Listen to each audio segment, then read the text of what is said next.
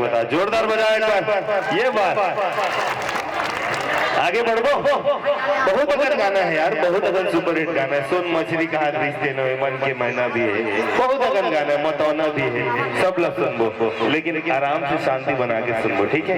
चला आगे बढ़ो, दोनों हाथ उठा के एक बार ताली हो जाए कंचन जोशी पर तो मजा आ जाए। ये बात कंचन जोशी आप सभी के बीच एक बार फिर से।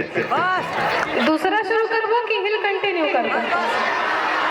दूसरा बोर हो गया सोन के नचने से, हिला